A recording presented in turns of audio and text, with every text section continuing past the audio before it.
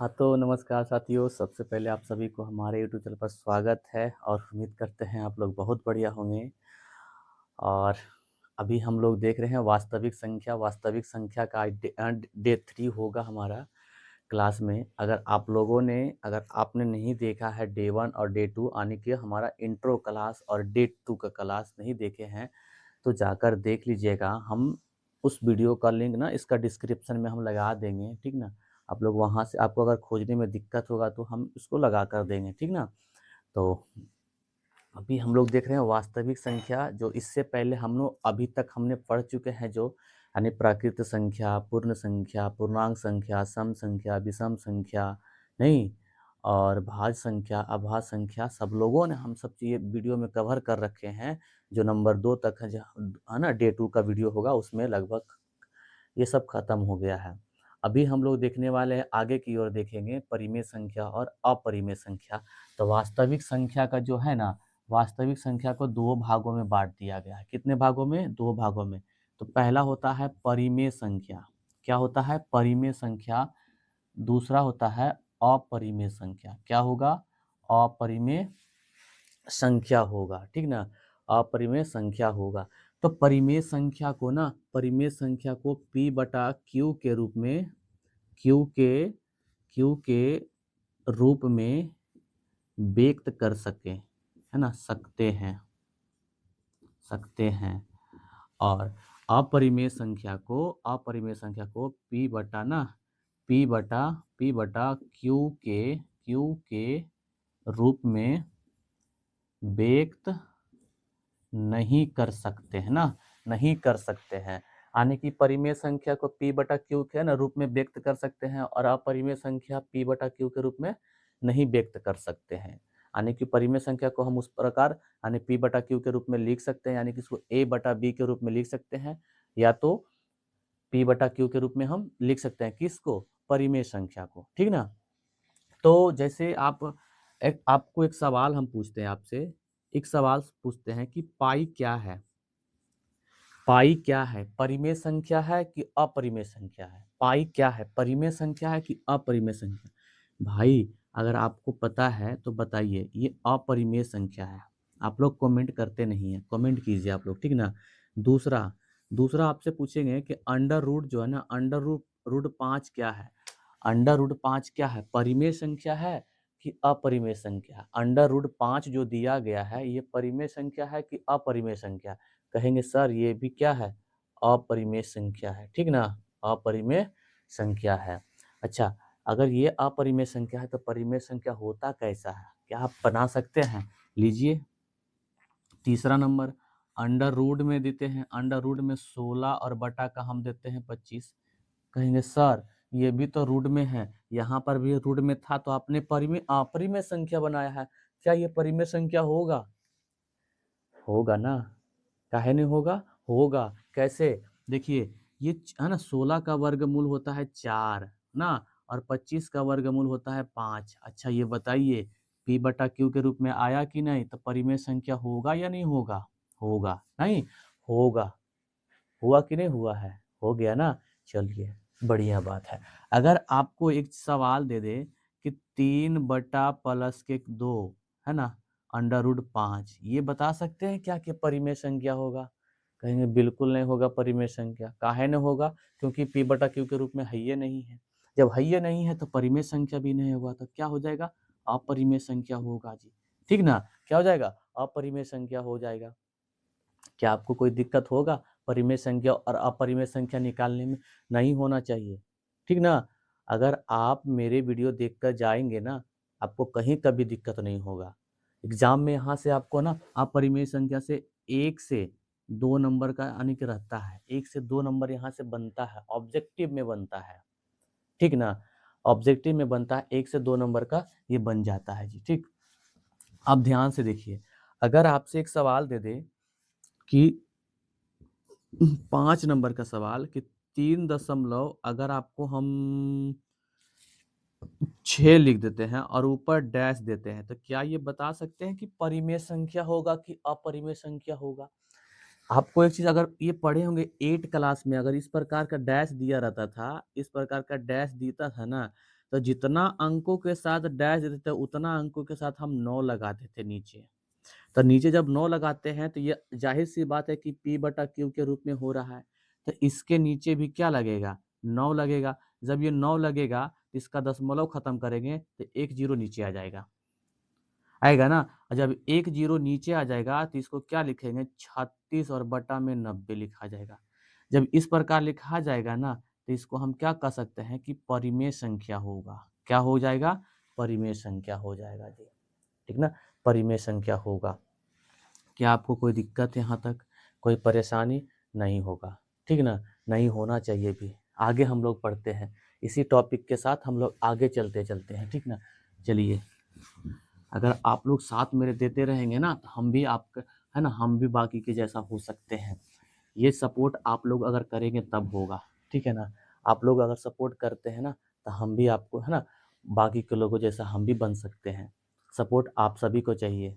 आप लोग सपोर्ट करेंगे तब कोई इंसान बनता है, क्योंकि ऑडियंस ही सबका है ना, इनका परिवार बनता है, सब कुछ रहता है। ठीक है, चलिए अब जो है हम एक सवाल आपसे पूछते हैं। सवाल क्या है? सवाल ये है कि भाज्य बराबर डॉट डॉट के है ना गुना होता है भागफल, भागफल और प्लस का हमने लिखा शेषफल, शेषफल। ये सवाल आपसे है। अगर एक सवाल और आपसे पूछ दे कि भाजक और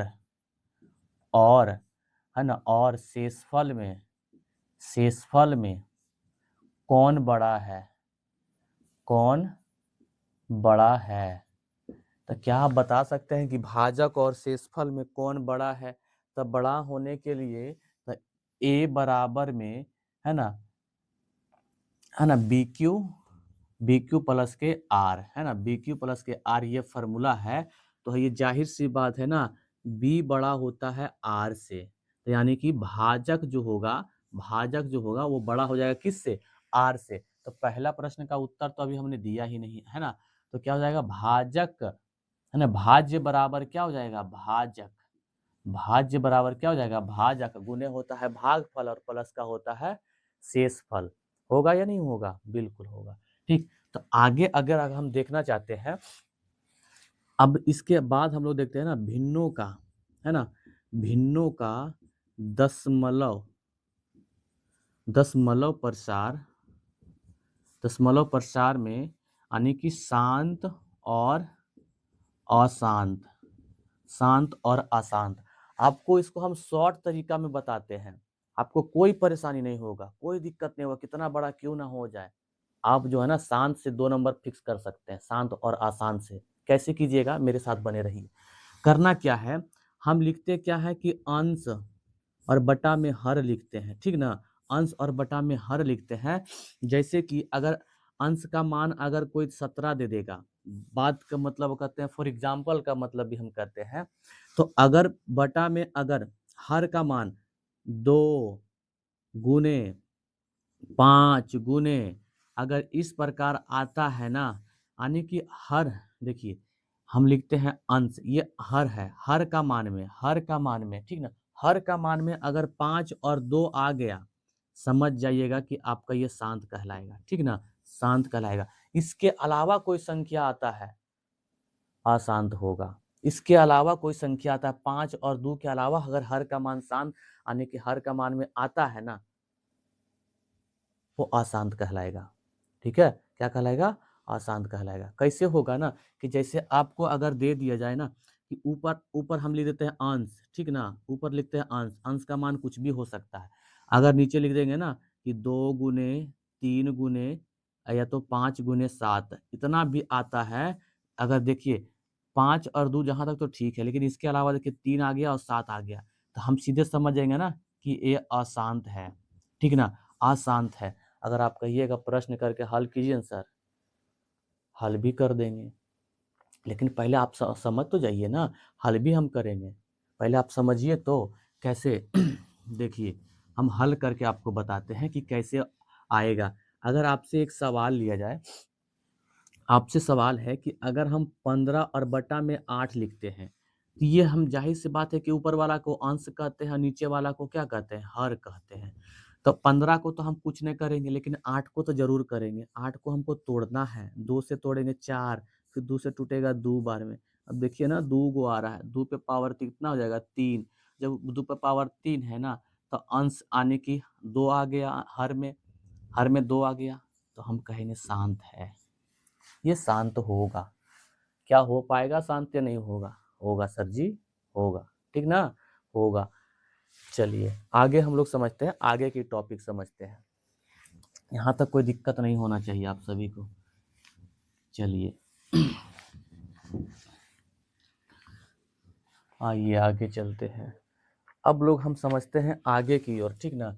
आगे एक सवाल आपको है कि 144 का अभाज्य गुणनखंड का 2 का अधिकतम घात बताना है। 2 का अधिकतम घात बताना है कि 2 का अधिकतम घात क्या होगा। तो 2 का अधिकतम घात देखना है, तो सबसे पहले देखने के लिए हम 140 को ना तोड़ेंगे। हम इस प्रकार 2 से तोड़ेंगे कितने बार में? 70 बार में। फिर 2 से तोड़ेंगे कितने? 35 बार में, सही है ना। फिर 2 से तोड़ेंगे 7 5 35, ये कट गया। तो हमें कहा था भाई मेरे 2 का है ना, हमें कहा था क्या कि 2 का अधिकतम घात देखना है। किसका देखना है? 2 का अधिकतम घात देखना है। हमें खुशी हुई क्या है कि 2 हमारे 2 ही बार आया, तो इसका आंसर भी क्या आ जाएगा? 2। समझे? 2 ही आएगा। कोई दिक्कत? चलिए हम अगला प्रश्न लेते हैं, 2 नंबर प्रश्न लेते हैं कि 1440 का 2 का घात कितना होगा? 2 का घात अधिकतम कितना होगा? 1440 का 2 का अधिकतम घात कितना होगा? तो 1440 है ना, 1440 को हम इस प्रकार करेंगे, 2 से कितने बार में है ना, 7 दूनी 14 और 20 दूनी 40, 720 हो जाएगा। फिर 2 से तोड़ेंगे, 36 दूना 72 होता है। फिर 2 से लगा देंगे, कितना? 18 दूनी 36 होता है, 180। फिर 2 से लगा देंगे, 9 दूनी 18 हो जाएगा। फिर 2 से लगा देंगे, 45 दूना 90 हो जाएगा। फिर 3 से लगा देंगे, 15 तिया 45। फिर 3 से लगा देंगे, 3 पचे 15। लेकिन हमें बाकी से मतलब नहीं है, हम 2 को देखते हैं। 1 2 3 4 5, कितने बार आ गया? 5 ना, 5। तो हमें अधिकतम घात का था 2 का, तो 2 कितने बार आ गया? 5 आ गया। क्या आपने सीख लिया घात निकालना? क्या आप लोगों ने घात निकालना सीख गए? अगर सीखे मेरे भाई तो एक काम कीजिएगा ना, आपके लिए एक सवाल छोड़कर जाते हैं कि 1600 का 2 का अधिकतम घात बताना है आपको, ठीक ना। 1600 का 2 का अधिकतम घात बताना है। कमेंट बॉक्स में आप लोग टाइप कर दीजिएगा, सर जी हाँ मुझे समझ में आ गया है ना। मुझे समझ में आ गया है कि हम समझ गए हैं कि है ना घात कैसे निकालते हैं। तो घात अगर निकालना आ गया तो ये 1600 को ना कमेंट में आपको टाइप कर देना है। क्या करना है कि 2 का घात अधिकतम कितना आया है, ठीक है। 2 का अधिकतम घात टाइप कर देना है। चलिए हम लोग अगला टॉपिक पे चलते हैं।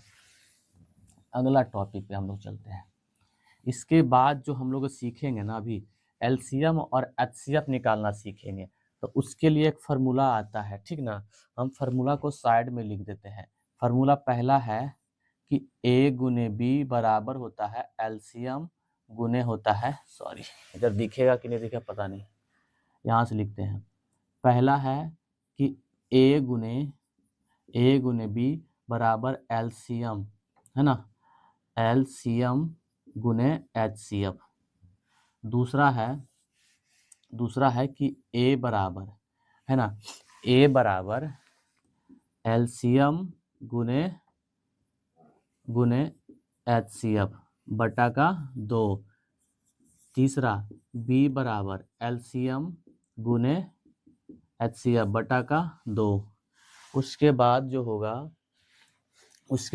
होगा ना, आप एचसीएफ बराबर ए गुने बी बटा का हो जाएगा एलसीएम, है ना। चौथा हो जाएगा। 5वां नंबर क्या कहा है कि एलसीएम बराबर ए गुने बी बटा का हो जाएगा क्या?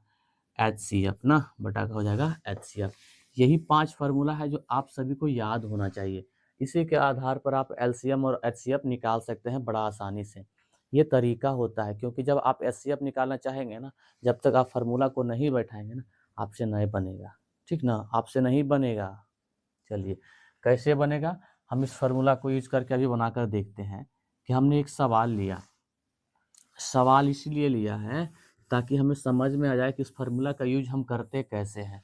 ठीक, तो अगर हम 96,120 का एलसीएम और तथा एचसीएफ निकालते हैं, एचसीएफ ज्ञात करना है, तो कैसे निकलेगा। तो सबसे पहले हमें एलसीएम निकालना पड़ेगा।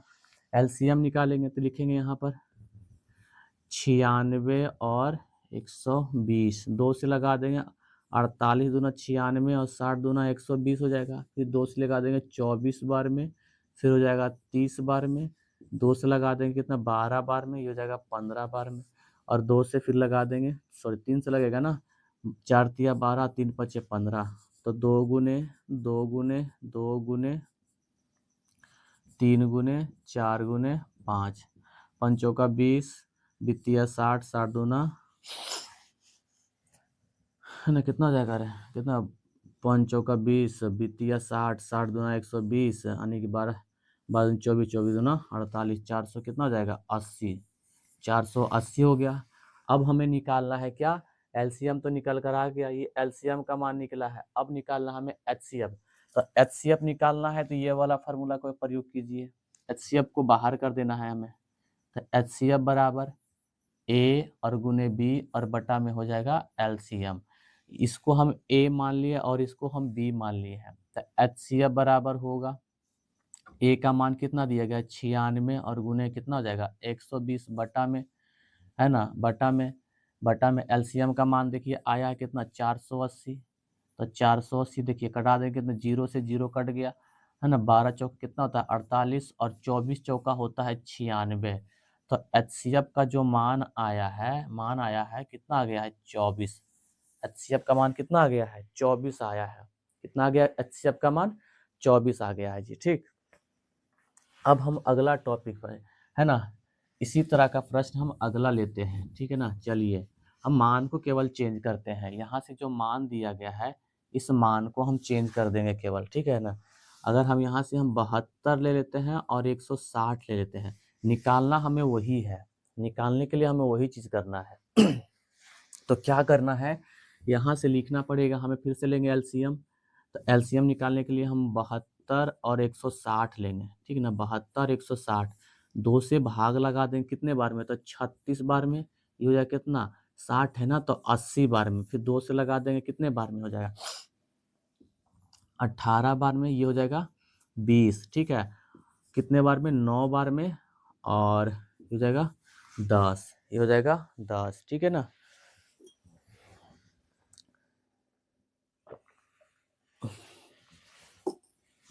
गला सूख रहा था भाई। चलिए, अच्छा 40 दूना होगा ना, सॉरी 40 दूना 80 और जाएगा 20, ठीक है।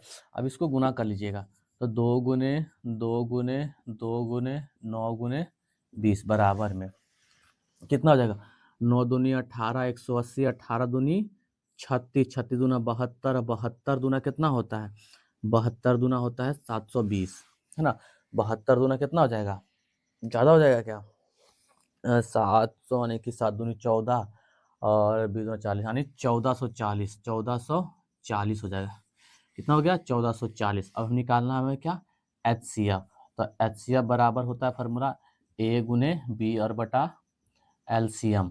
तो एचसीएफ का मान तो निकालना है, तो ए का मान दिया गया है 72 गुने हो जाएगा 160 बटा में 100 यानी 1440, 1440, 0 से 0 कट गया, 16वां 44 से और 9 अट्ठी 72, तो एचसीएफ का मान कितना आ गया 8, एचसीएफ का मान 8 आ गया।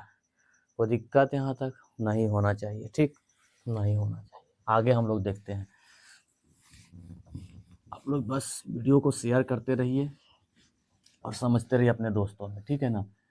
अगला तीसरा नंबर प्रश्न हो जाएगा। तीसरा नंबर प्रश्न क्या कहा है कि यदि एचसीएफ बराबर में 24 और 60 का HCF 12 है तो एलसीएम बराबर है ना, एलसीएम 24 और 60 का क्या होगा, एलसीएम निकालने के लिए कहा गया। तो हम भी अगर चाहे तो जो पहले तरीका जो कहे निकालने के लिए तो उस प्रकार निकाल सकता है, लेकिन आप वैसा नहीं करके आप फार्मूला का थ्रू अगर बनाते हैं तो वो सबसे आसानी होगा बनाने के लिए, ठीक ना, बनाने के लिए। तो सबसे पहले इसमें ना दिया गया लिखना पड़ता है, दिया गया है, ठीक है, दिया गया है। क्या दिया गया है कि a बराबर 24 और b बराबर 60 और HCF बराबर दिया गया है 12। तो हमें निकालना क्या है, एलसीएम ना, तो लिखेंगे एलसीएम, तो एलसीएम बराबर वाट, तो एलसीएम बराबर वाट। तो अगर ये चीज़ हमें निकालना है तो इसके लिए हम ये फार्मूला का प्रयोग करेंगे, ठीक है ना, पहले वाले को। तो लिखेंगे क्या, a गुने b बराबर में एलसीएम गुने HCF। तो a का मान दिया गया है 24 गुने 60 बराबर में एलसीएम तो निकालना है, गुने HCF का मान दे रखा है 12 दूनी कितना होता है 24। अब तो कटेगा नहीं तो हो जाए कितने, यानी कि 6 दूनी 12 120 बराबर में एलसीएम। तो इसीलिए एलसीएम बराबर में 120 आ गया। एलसीएम बराबर कितना आ गया 120। तो एलसीएम बराबर 120 आया है। अब अगला हम देखते हैं, एक आध प्रश्न और हम इसमें से कर लेते हैं, ठीक है ना। एक आध प्रश्न और कीजिए तब समझ में काफ़ी अच्छा से आ जाएगा आपको। हम बस इस मान को हटा देते हैं केवल, ठीक ना, इस मान को हटा देंगे ताकि टाइम बच जाएगा आपका। चलिए अब हम कुछ मान ले लेते हैं अलग सा, ठीक है ना। 16 और 72, 16 और 72 HCF का मान दे रखा है, हम इसका एलसीएम HCF का मान निकालना है, ठीक है ना। तो एलसीएम इसका दे रखा है कितना 144, 16 और 72 का 144 दे रखा है। तो निकालना इसका क्या है HCF ना, HCF निकालना कितना 16 और 72 का, 16 और 72 का HCF निकालना है जी, ठीक। कैसे निकलेगा, वही तरीका है जो हमने पहले इसमें किया था। पहले हम दिया गया है क्या दिया गया है कि a बराबर 16 और b बराबर 72 ना, b बराबर 72 और इसमें से एलसीएम बराबर दे रखा है कितना है 144, 144 हो गया। तो HCF बराबर निकालना है, तो HCF बराबर, तो फार्मूला लगाना है इसमें से कि a गुने b बराबर होता है एलसीएम गुने HCF। तो a का मान कितना दिया गया 16 और b का मान है 72 बराबर में एलसीएम का मान दिया गया 144, 144 हो गया और गुना है कितना HCF। आप इसको कैसे कटाएंगे, है ना, आप इसको कैसे कटाएंगे, तो कट जाएगा ना, कैसे कटेगा, तो 16वां चौवाल से आप इसको कटा सकते हैं, 16वां चौवाल से और 9 अट्ठी कितना हो जाएगा 72। तो HCF का जो मान आ गया है वो 8 आ गया, कितना आ गया है 8। HCF का मान जो आया है वो 8 आया है जी, ठीक ना। HCF का मान कितना आ गया है 8 आ गया है, ठीक ना, 8 आ गया है। अब यही रहा इसका आंसर। क्या आप लोगों को ये प्रश्न, ये सवाल समझ में आ गया है कि कैसे बनता है। अगर एलसीएम का मान दिया रहेगा तो एचसीएफ निकाल लेंगे, और अगर एचसीएफ का मान दिया रहेगा तो एलसीएम निकाल लेंगे हम लोग, ठीक ना। क्या यहाँ तक आपको समझ में आ गया, यहाँ तक कोई आपको दिक्कत है तो बता सकते हैं। कल के वीडियो में हम लोग जो है ना, हम लोग अभाज्य गुणनखंड विधि सीखेंगे। कल के वीडियो में अभाज्य गुणनखंड विधि हम लोग सीखने वाले हैं, जो अगले वीडियो हम लोग सीखेंगे। अभी हम लोगों ने क्या क्या सीखा कि परिमेय संख्या, शांत और अशांत, एलसीएम और एचसीएफ निकालना हम लोगों ने सीख लिया है, ठीक ना। तो क्या आप लोगों ने सीखा है, अगर सीख लिए है ना तो एक बार कमेंट कीजिएगा हाँ सर मुझे समझ में आ गया है। अगर यहाँ से आप सीखते हैं ना तो आपको दो ऑब्जेक्टिव में कहते हैं यहाँ से आपको प्रश्न बनता है जी, ठीक ना, बनेगा और सवाल आता भी है। तो अगर वीडियो अच्छा लगा होगा, अगर यूज़फुल रहा है तो भाई आपसे एक ही रिक्वेस्ट करते हैं कि आप लोग कमेंट करके ना वीडियो को शेयर कीजिएगा, ठीक है ना। वीडियो को शेयर ज़रूर कीजिएगा। मिलते हैं नेक्स्ट वीडियो में, अभी के लिए जय हिंद, जय भारत।